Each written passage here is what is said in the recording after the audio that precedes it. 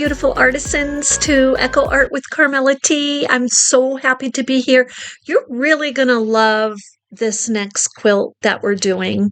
But first, I want to give a shout out to an amazing YouTuber and artisan. Her name is Elena Goddess. I think that's how you pronounce her name. If I pronounced it incorrectly, please forgive me. It's Elena, and then her last name is Godos. And she makes these amazing recycled rugs. They have substance. And just the fact that they're recycled, it's like I'm right there. But and I know rugs because I used to make Indian tie weave rugs out of toe loops. And they were very heavy duty rugs, but her rugs are just lovely. So please check her out. I will put her link in the content. So thank you, Elena, and enjoy. So I have a little bit different technique for you. And I think this is a technique that a lot of you have been looking for, been wanting me to do. So it's a little bit different, and it's right here. I just did the whole video and decided that you needed an intro.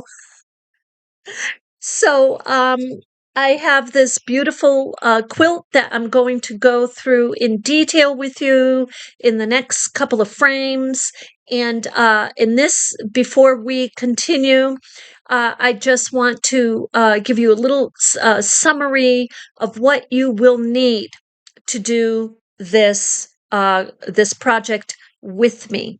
So you will need approximately for like a throw type size quilt. You'll need about 40" by 40". If that's the size you want, make it any size you want.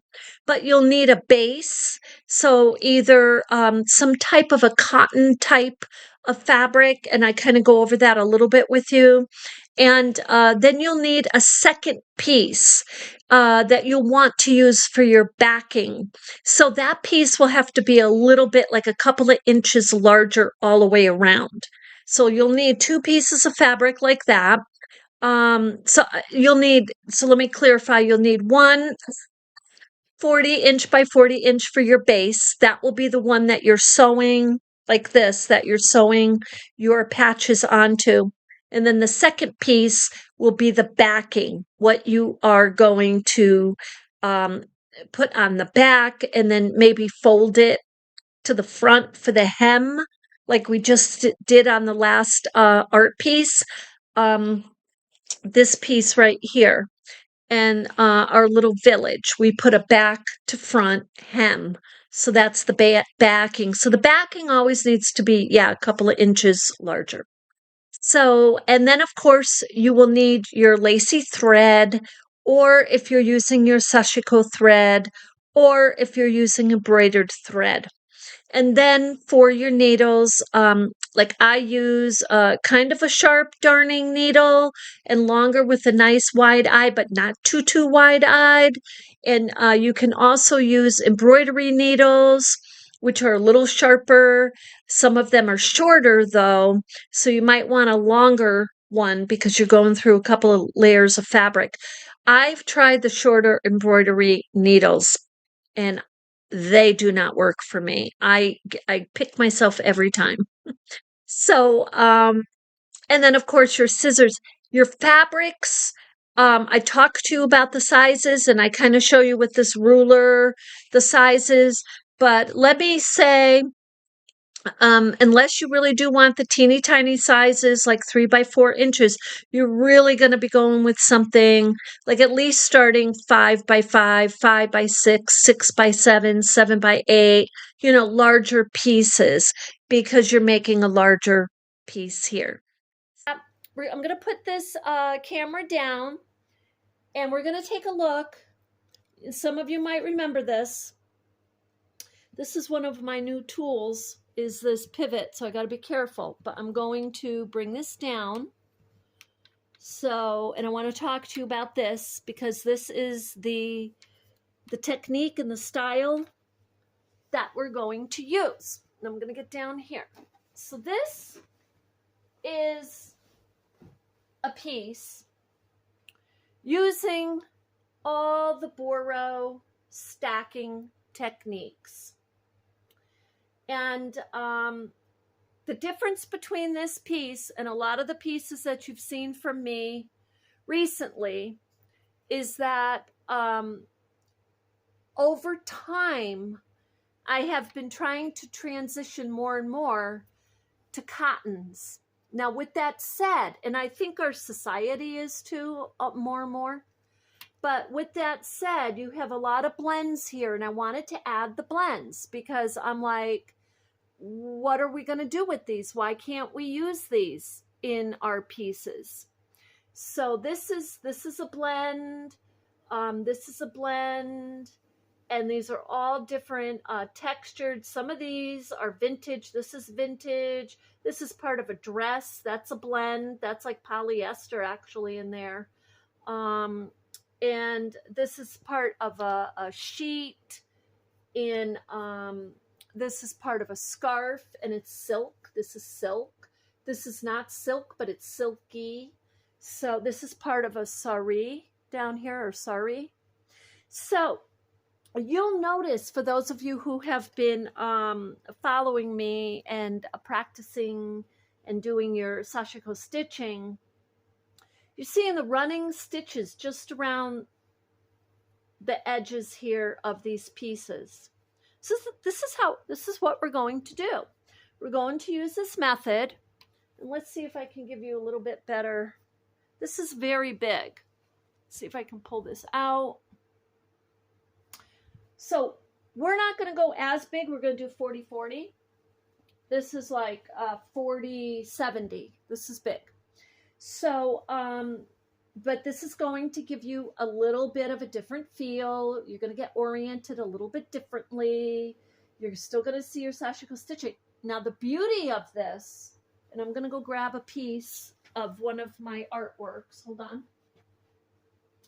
The beauty of it is, if you want to, you can get as detailed as you want in each of your blocks.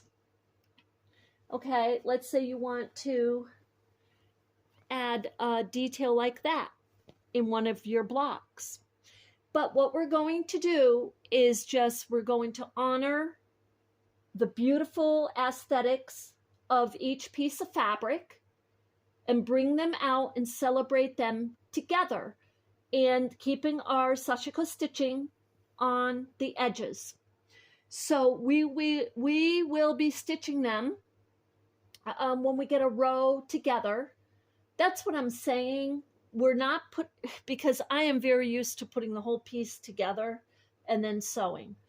So this is going to be a challenge for me and I want to do the challenge this way because I like to see the whole thing laid out, but I kind of want to try it this way. And the reason is, the reason I want to try it this way, now I have to bring you back up here with my new tool. The reason is that I want to trust I'm kind of, in this way, I'm greatly actually inspired by the mindset of Kawandi. Now, this is not a Kawandi method or technique at all, but their mindset of trusting and not like trusting the design as they just pull each piece like with their soul or how they feel at that moment in that time.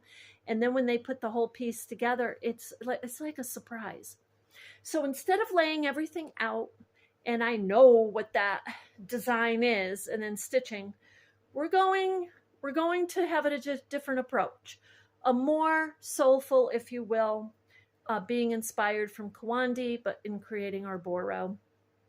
And so with that said, we're going to get to the next part of this video, and we're going to start laying things out. So, and then from there, this video is going to be part 1, and then from there we're going to have a part 2. But it's going to take you at least a couple of days to get your fabrics together. So I'm going to pivot this down because we are going to back up a little bit, and I'm going to show you a method of how to get your stuff together. Okay, now this is a sari, and it's from the thrift shop. Okay, look how big that is. I am not using a sari. You do not want to use a sari for your base. This is way, way too thin. Saris go very well with the cantha technique, where there's a number of these used. And we'll do that one day because I have made a few things like that with the cantha. But they do a layering, and they do their cantha stitching, and their cantha stitching is referenced the same way as a layer. But this size is about 40 by 40. So this is, I'll show you the fabric now. What we're going to use is this.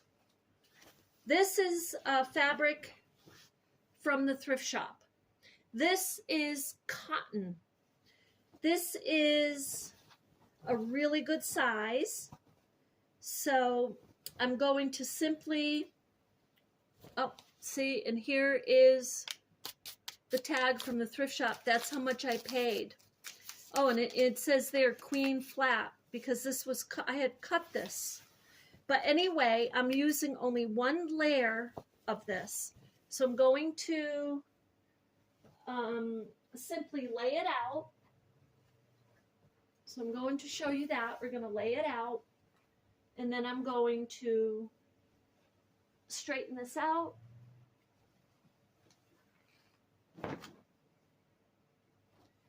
And I'm using the sari simply as a gauge on how far up I want to cut this, because the width is good. I'm going to keep it in the width. The sari is even wider. It's even wider than this fabric here. So this is 3 by another foot. This is 48. So this piece, let's see, that's 36 and 36 right up to there, and then that's another 8. Yeah, so it's about 42. So that's okay. So, but I'm going to use it this way for the length.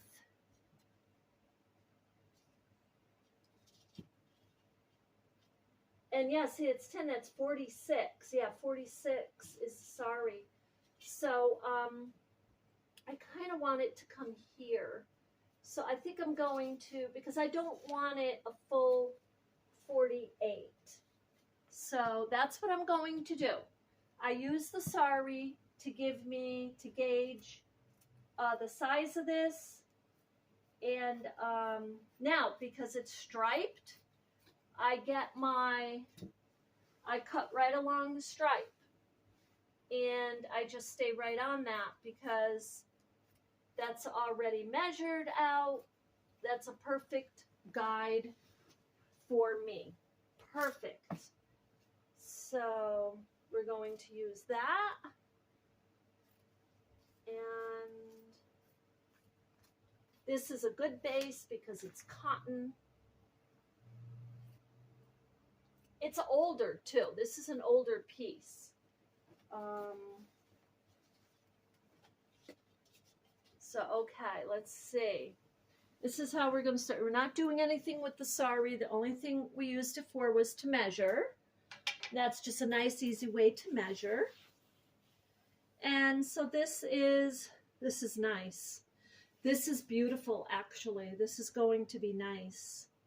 And, you know, if you take the needle that you're going to be using, and you just kind of see how that's going to go through. That's very nice. It's going to work beautifully. So, okay, so that is the very first part, is getting your base. because what we're going to do, and it doesn't matter.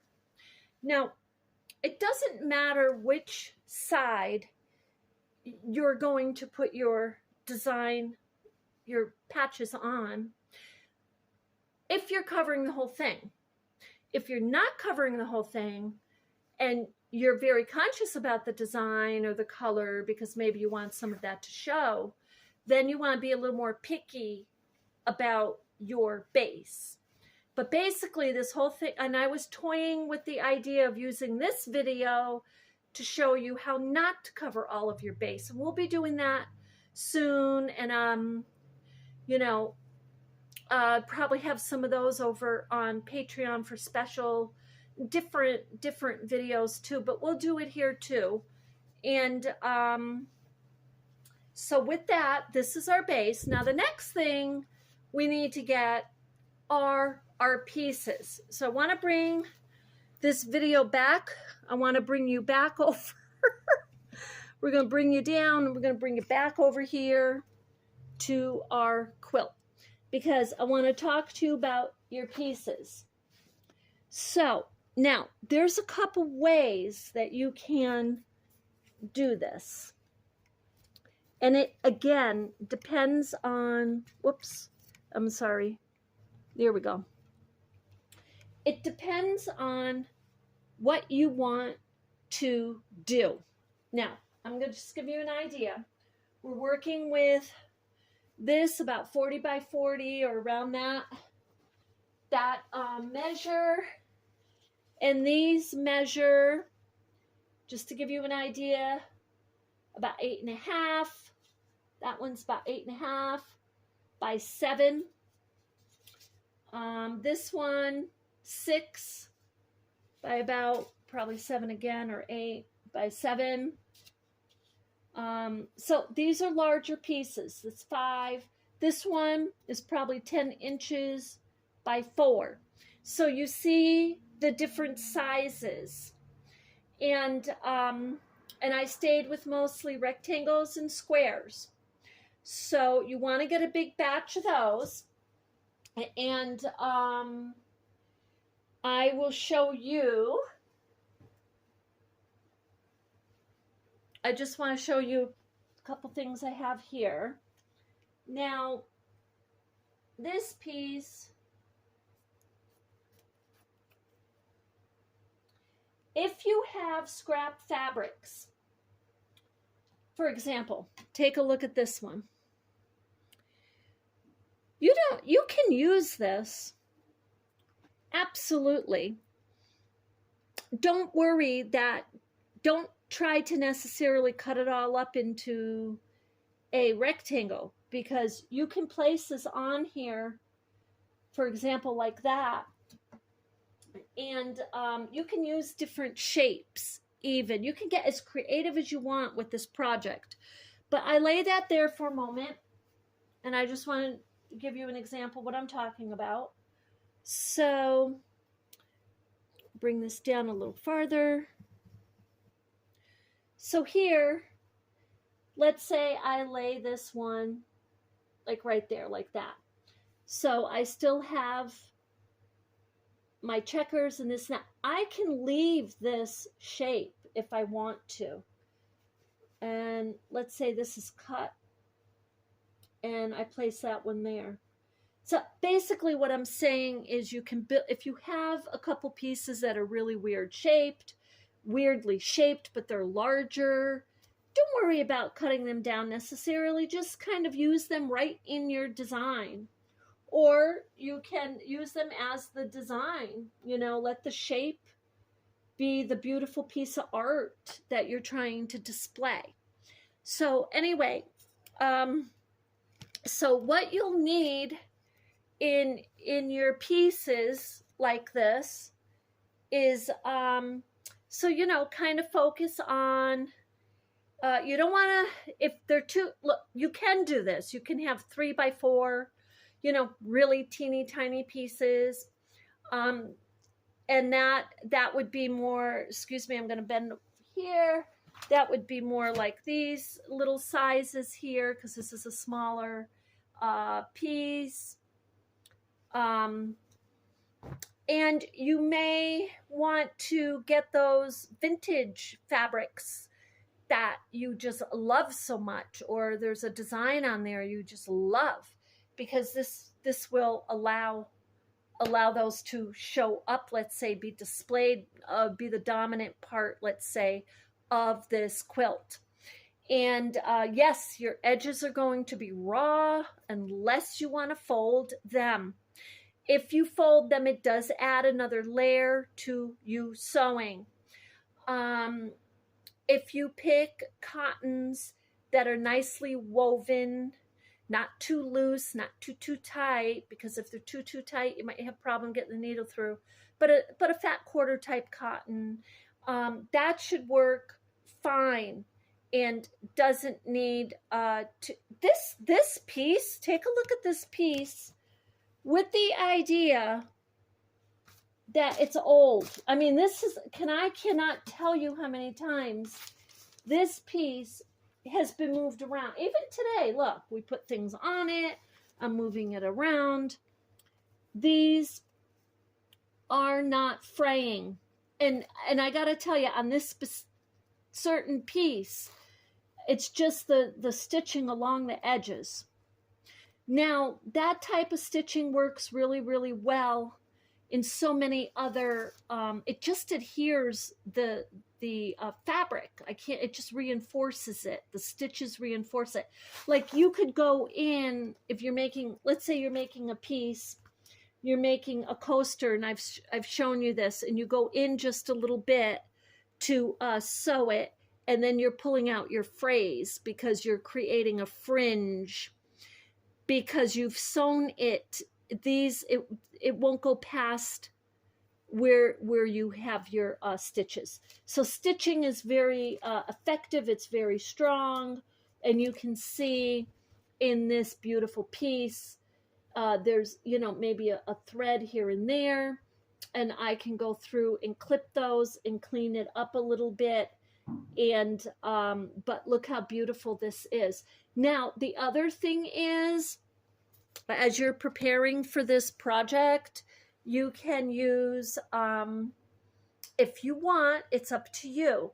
But like me, you can use all different blends. And that's what I'm going to do with this. Now, with this project, we're keeping it squares and rectangles. Now, I want to show you one other thing before we go. Up here, if some of you remember this project, again, I did this on YouTube. This is all silky silks and all different shapes and very large. And I just wanted to, that was kind of a creative experiment. This is the one where you can see the horse over there, right here. I don't know if you can see it, but there's like a horse shape that just came out of the fabrics. Here, kind of like a little villager type with a beautiful, beautiful headdress. That came out. This is manipulated, the butterfly. I cut that out. And so anyway, and this is another butterfly I cut out. So, and then I played around with the stitches. So there's all different ways that you can create. And this is Boro inspired. And it's also American applique inspired, and just different things that I've learned along the way, really, is what that is. Anyway, so with that, let me know what you think. And I will see you. I'll give you a couple days to prepare. If you have any questions in the meantime, definitely ask me. I am more than happy to answer. And you have a beautiful day.